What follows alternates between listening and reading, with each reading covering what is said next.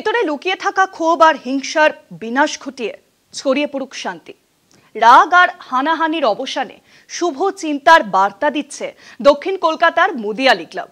এবারে তাদের থিম আত্মশুদ্ধি।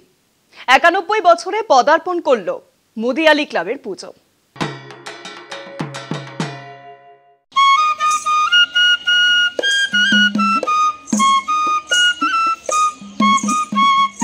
মহানগরের মহাপুজো নিয়ে আমি চলে এসেছি মুদিয়ালি ক্লাবে।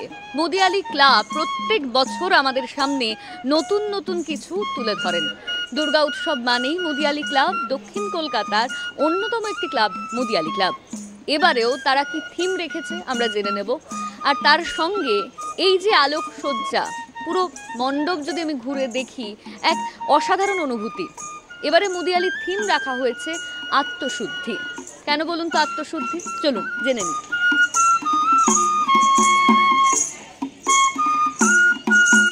এবারে আমাদের নিবেদন আত্মশুদ্ধি।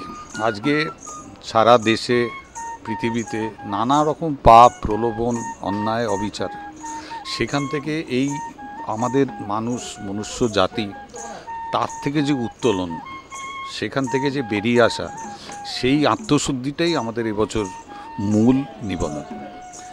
এই পুজো সেই মাটি, যে মাটি থেকে শুরু, জীবন সভ্যতা মাটির বাইরে হয় না, সেইটা নিয়ে আমাদের এবার চিন্তাভাবনা। এবছর আমাদের পুজো ৯১ বছরে পড়ল। ১৯৩৫ সালে প্রথম পুজো শুরু হয়েছিল, এবছর ৯১ বছর।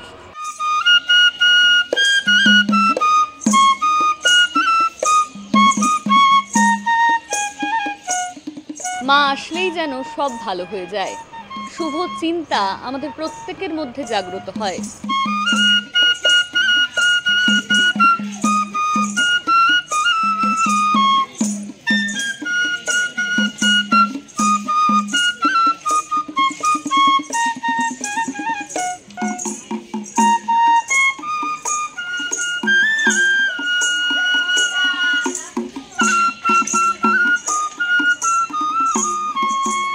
দক্ষিণ কলকাতার অন্যতম একটি পুজো এই মুদিয়ালি ক্লাব। আমি এখন রয়েছি মুদিয়ালি ক্লাবে। এই মুদিয়ালি ক্লাবের এবারের ভাবনা আত্মশুদ্ধি। কেন আত্মশুদ্ধি? সারা পৃথিবী জুড়ে যে হিংসাহিংসি, লোভ, লালসা, ঘৃণা, এই সমস্ত কিছু মা দুর্গার কাছে এসে আমরা ঝেড়ে ফেলি।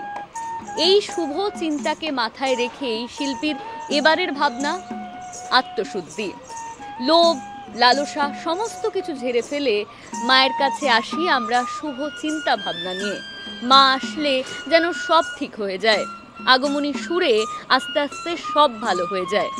ক্যামেরায় অরিন্দম ভদ্রের সঙ্গে অনন্যা, কলকাতা টিভি।